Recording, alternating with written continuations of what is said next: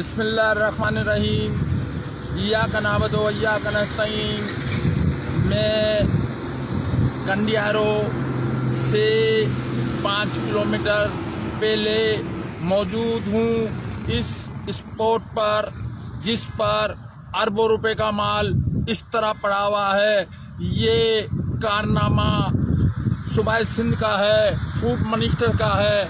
अब ये माल देखिए ये किस तरह पड़ा हुआ है रोड पर, और आवाम को गंदुम नहीं दी जा रही है, आटा महंगा किया जा रहा है और यहाँ गंदुम सड़ रही है, कोई पूछने वाला नहीं है।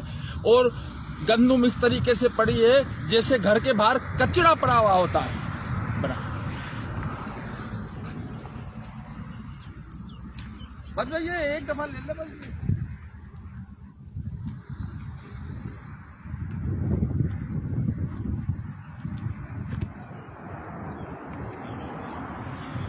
प्राइम मिनिस्टर साहब, अगर ये माल आपकी जेब से निकला हुआ होता, फूड अफसरान पास को इंचार्ज को कहता हूँ, ये आपकी जेब से माल निकला हुआ होता तो इस तरह ना पड़ा हुआ होता। मुराद अली शाह, अगर ये माल आपकी जेब से निकला हुआ होता, अगर जरदारी की जेब से निकला हुआ होता, अगर बिलावल भुट्टो की जेब से निकला हुआ होता, और ये माल अगर फूड के इंस्पेक्टर की जेब से निकला हुआ होता, अगर ये मिनिस्टरों की पीपी के मिनिस्टरों की जेब से निकला हुआ होता, ये पीपी गवर्नमेंट के जो गुलाम है, जो करप्शन के बादशाह हैं, अगर उनकी जेब से ये पैसा निकला हुआ होता तो फिर इन्हें एहसास होता कि ये गंदुम आवाम को किस तरह दी जाती है और आटा आवाम को किस तरह दिया जाता है। आटा महंगा होने की वजह यह है, गंदुम अरबों खरबों रुपए की पड़ी है जरदारी साहब के फार्म में और रोड पर पड़ी है। और मैं कंडियारो से 5 किलोमीटर पहले मौजूद हूँ और मैं दिखाना चाहता हूँ पूरे पाकिस्तान को, पूरे सिंध को, प्राइम मिनिस्टर को, सीएम सिंध को और मिनिस्टर को, फूड के सिंध मिनिस्टर को, चीफ सेक्रेटरी को, तमाम को मैं ये दिखाना चाहता हूँ कि लोगों को परेशान किया जा रहा है।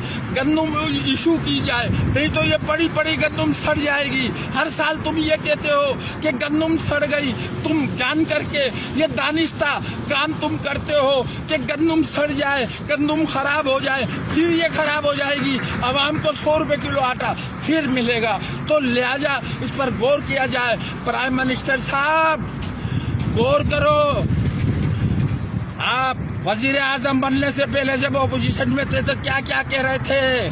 कहाँ ऐसा ना हो कि एहतजाज 199 के तहत जो पाकिस्तानी शहरी को एहतजाज करने का हक है, 127 दिन का रिकॉर्ड हमें तोड़ना पड़े। मैं सिंध की आवाम जो कहता हूँ अपने घरों से बाहर निकलकर भले 5 मिनट के लिए एहतजाज करें तो आप जिंदगी गुजार सकते हैं। तो याद रखना, तुम्हारा वो असर होगा। ताकत का चश्मा अवाम है। अगर अवाम जब तक बाहर नहीं निकलेगी ये नहीं सुधरने वाले।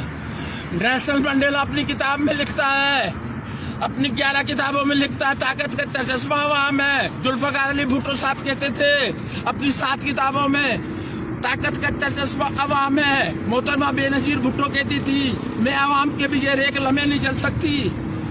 अल्लाह हाफिज।